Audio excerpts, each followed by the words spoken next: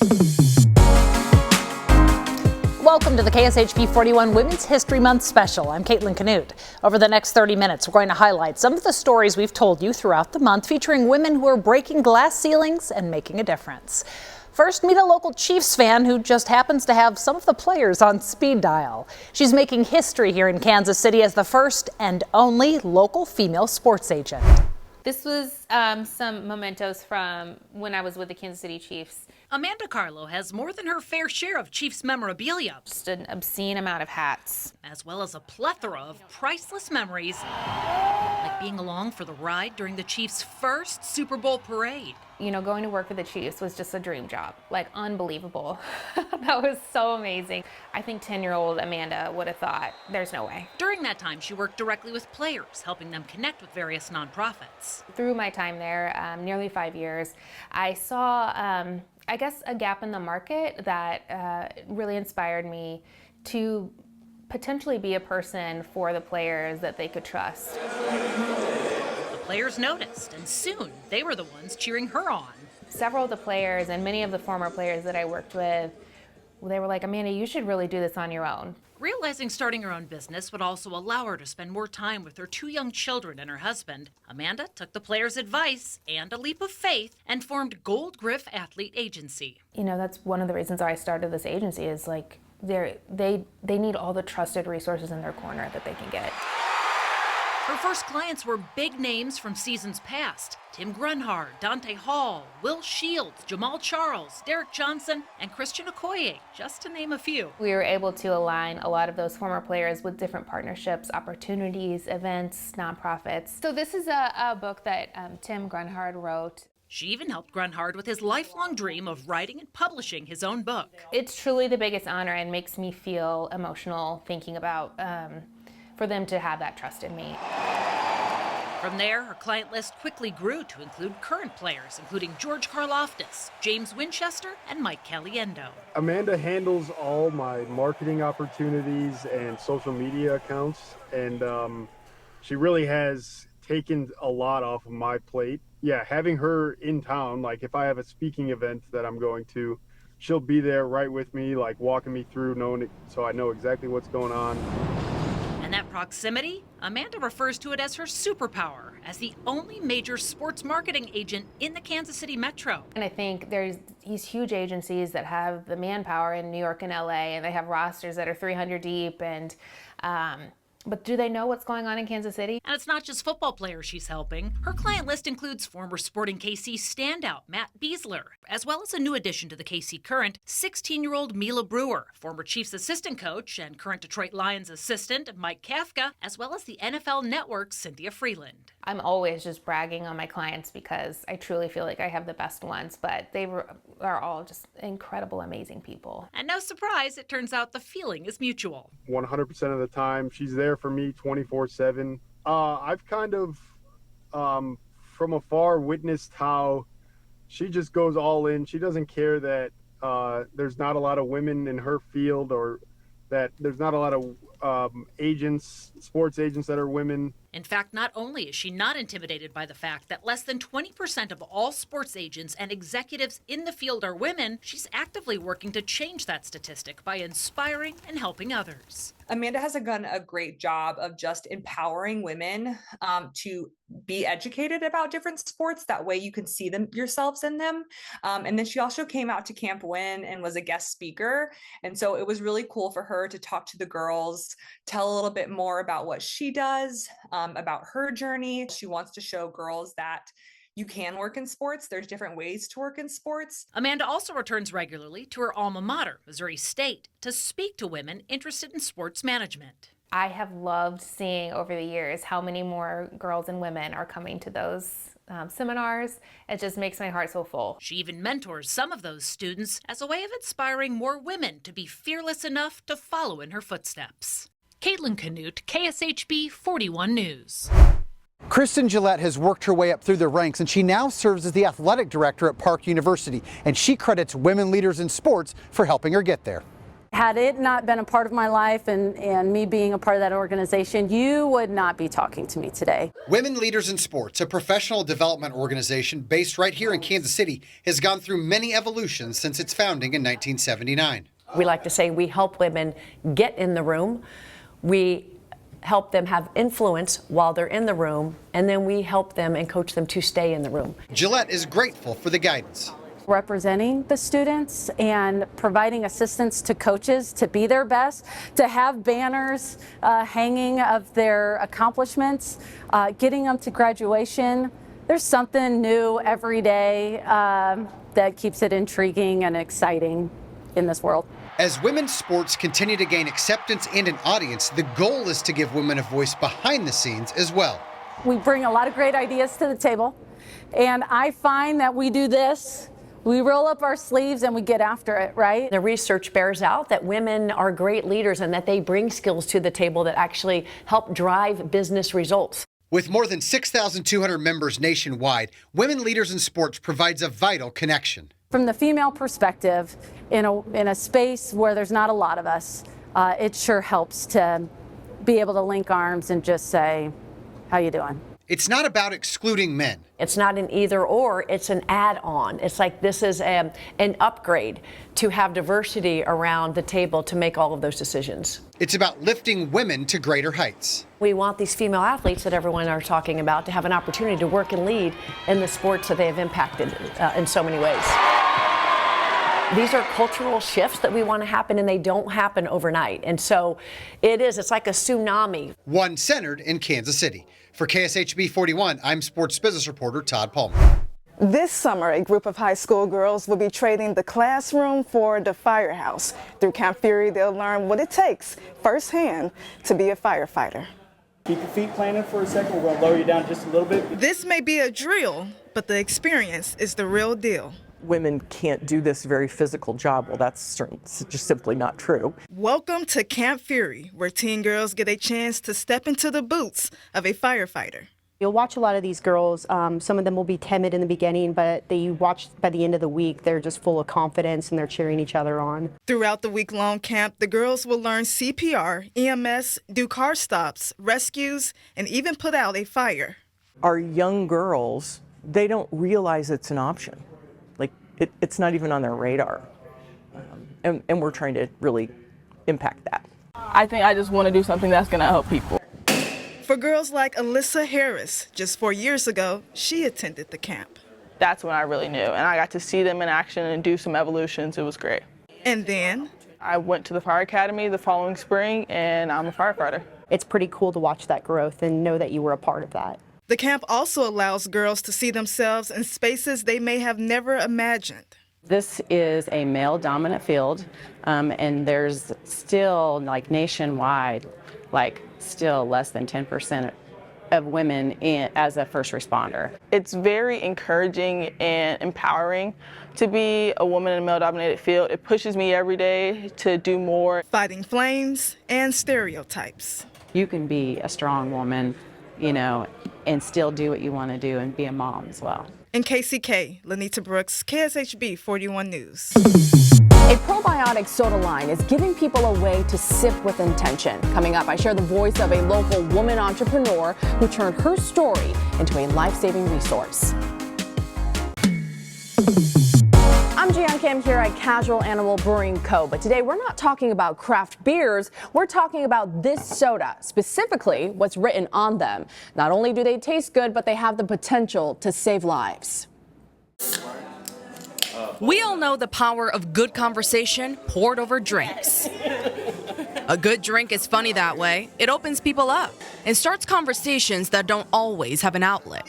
If you have a can, you can easily say, hey, I have a soda for you. Make sure you read the label. Labels with the potential to save a life. The purple ribbon flavor in this probiotic soda line was created by Drenda Williams to help victims of domestic violence. Domestic violence resources on the can, as well as healthy relationship for young people as well. The cans also feature the faces of DV. Nia Williams is one of them.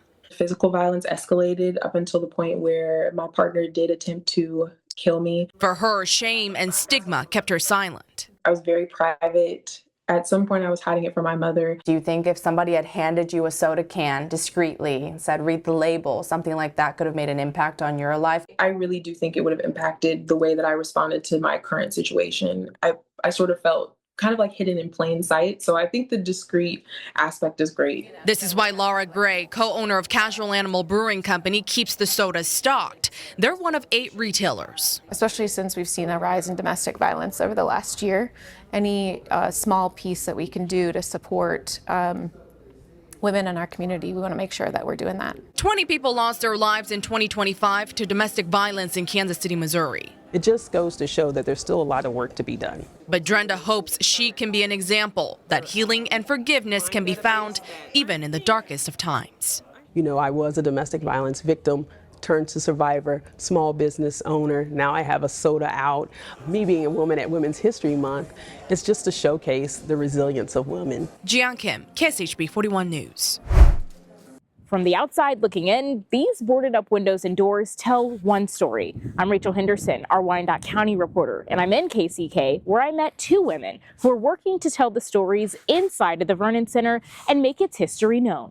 Down here, we have starting more of the foundation of Quindaro. Life and history happen fast. It feels like just yesterday I was in this museum with Luther Smith, but it's going on 2 years. Mr. Smith, he passed in July, so I think I officially voted in August, so a couple months now. Before she knew it, Ty Barber Gums was taking Mr. Smith's place, running Quindaro's Underground Railroad Museum. History will go away if we don't invest in it. So I'm glad that we have someone of her caliber, and she's a bright young lady. Helen Petite's been carrying the baton for years now. Her mother taught at the Vernon School in the 1950s, a vital resource for local Black students at the time. The historic building now houses the Underground Railroad Museum and hosts senior activities. Sometimes when you see the windows, the door, all that stuff, it gives a different message than what's going on inside here. Something like this. The Kansas Department of Commerce awarded the Vernon Multipurpose Center a $4,000 grant for its exhibit panels in the museum. I'm hoping to, of course, keep some of the pictures, but actually move to more exhibit display panels that you would see going to a more traditional museum. Ty also applied for and won the center a Kansas Museums Association grant to fund an audio tour. She's also waiting to hear back on a $150,000 grant to fund new windows. The first one we just tried. I think a lot of times you just need to try. To fully renovate, they could use about $3 million, but they know all too well how fast history can happen. It's a start. It's a great start. Rachel Henderson, KSHB 41 News. Coming up, you'll meet some of the women going against the grain in the world of barbecue. There's 2 things that happen when people figure out that I'm a pitmaster. One, they're shocked because they assumed I was the PR person. How these pitmasters are bringing the flavor and flair to Kansas City kitchens. There are thousands of stories buried here at Oak Hill Cemetery in Lawrence. As KSHB 41's Douglas County reporter, this Women's History Month, I'm amplifying the voice of one woman who is doing her part in keeping some of these stories alive. The spots are not going to be exact, but we do have the proximity of where they will be. Ursula Miner is talking about headstones. She's the president of Lawrence's NAACP chapter. My family's been in Lawrence since the 1800s. The civil rights organization has spent years uncovering the stories buried here in Potter's Field with no markers to show. In a couple of months, 30 headstones will finally recognize some of the Black families buried in this field as far back as the 1800s. Sometimes people assume that Lawrence was this perfect place, but it wasn't always perfect. Lawrence, known for its abolitionist settlers in the Free State, was the site of the 3 documented lynchings in Douglas County. The 3 men were Pete Vinegar, Isaac King, and George Robertson. Ursula and the NAACP use city records and help from KU to find those 3 men are buried in Potter's Field. We can put their story out there. Ursula's father was a historian in North Lawrence. Telling history is in her blood and her beadwork. This is all by hand, every bit of it. This one actually is representing the Underground Railroad. The slaves had to go through the night, so that's what all this curve is. is them going through the night to get to freedom. It's just one of the ways Ursula gives back to the Lawrence community. To me, a community can't move forward if they don't find out their past. Douglas County reporter. I love Lawrence, I do. Lily O'Shea Becker, KSHB 41 News. Veronica Scroggins and Megan Day break the mold in the traditionally male-dominated Kansas City barbecue scene in the most delicious way possible. It's like we're unicorns. Pitmaster is a sacred position in Kansas City, but women are scarce in the profession. Haven't met any, to be honest with you.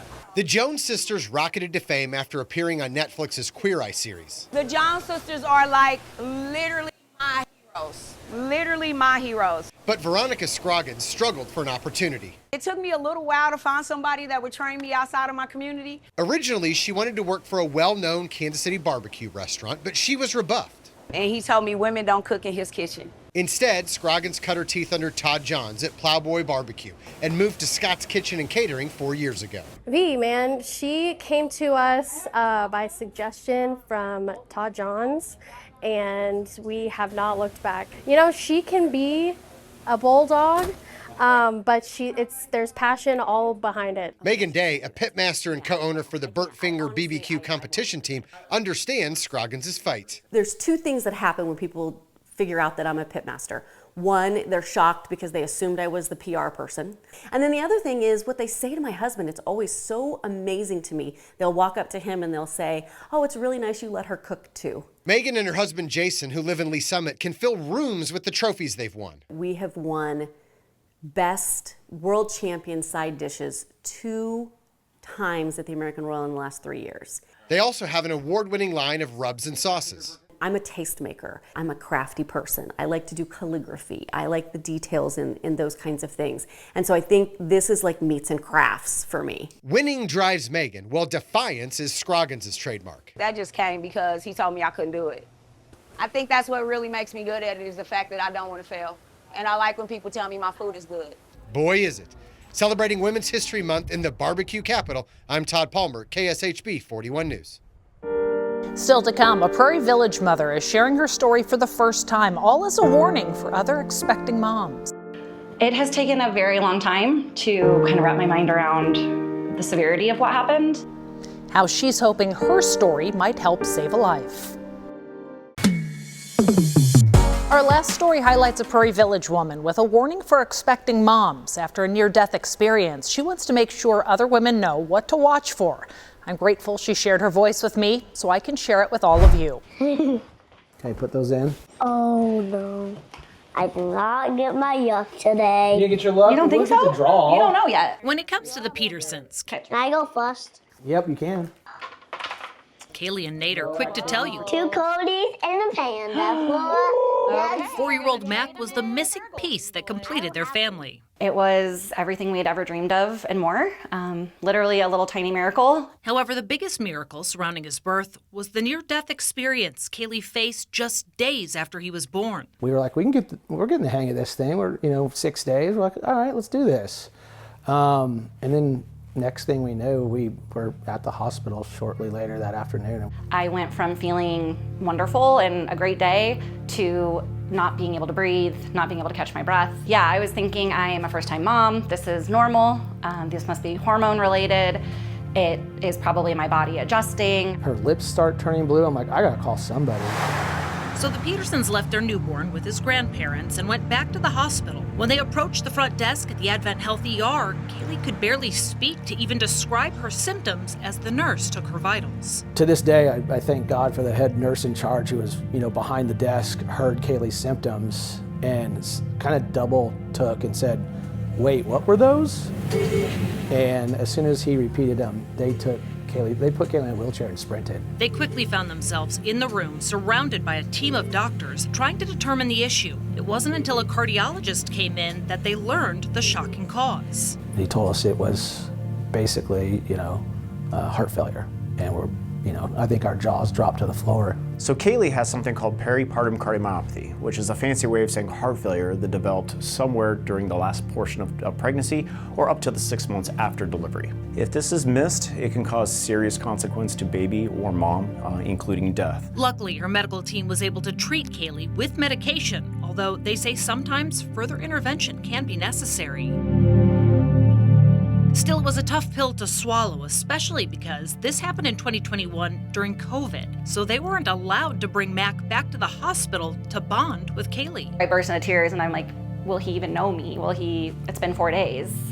He's been handled and well loved and well taken care of by others, but will he not know it's me when I come home? She and her husband also struggled to come to terms with the diagnosis, considering Kaylee had been healthy, had a normal pregnancy, labor, and delivery. But that's the thing with peripartum cardiomyopathy. Medical professionals, including the American Heart Association, are still studying this condition to see why it affects certain women and not others. But we do know that certain factors like having high blood pressure either during pregnancy or before pregnancy, even an entity called preeclampsia, which a lot of others have heard about or experienced during pregnancy. We also know that age at time of delivery or pregnancy also seems to be a factor. So women that are in their mid or later 30s also are at increased risk. Kaylee was in her mid-30s when she had Mac and did have some episodes of high blood pressure, but at the time it wasn't flagged as a major concern. I did have a few times where it was elevated, but it would come right back down. It was elevated and it would come right back down. I had to spin the wheel. While they still don't know why it happened, they have come to terms with the reality this condition means it would simply be too risky for Kaylee to have another child. I'm going to not whoa. I'm going to see a golden boy from Mom. Already? Very probable cause of going into heart failure again, either during pregnancy or postpartum. So we've had some really hard conversations as a family. Still, she and Nate are grateful for the little boy at the center of their worlds. And they're now sharing their story for the first time after 4 years, all to help raise awareness. So if you make it, you get to steal a card. It has taken a very long time to kind of wrap my mind around the severity of what happened. My health is in a good place, my son is in a good place, and when I was asked if I would be comfortable sharing my story for the first time in over 4 years, I finally felt like immediately the answer was yes. I'm proud of her. Get emotional. Because if she can help one person not go through what we did, I think it's a win.